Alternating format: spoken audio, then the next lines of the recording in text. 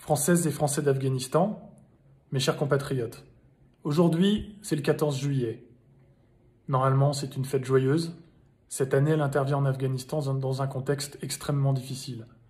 D'abord parce que le niveau de violence de la part des talibans et de Daesh atteint un niveau probablement inégalé depuis 18 ans de guerre.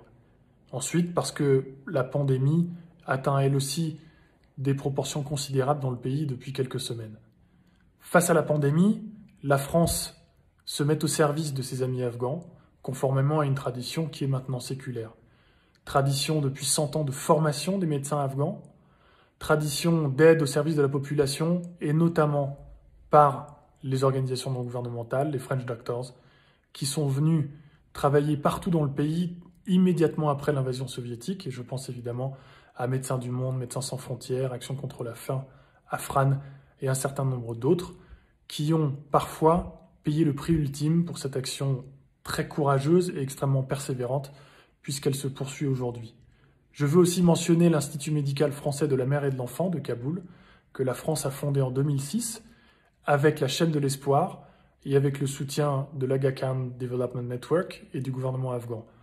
Nous sommes extrêmement fiers de ce projet, qui est désormais l'hôpital de référence en Afghanistan et probablement en Asie centrale pour un certain nombre de spécialités. Nous allons continuer à l'aider dans cette période difficile.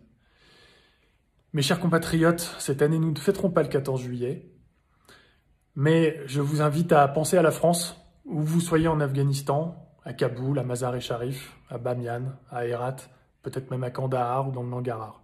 J'espère que nous nous retrouverons l'année prochaine, et en attendant, vive la France et vive l'Afghanistan.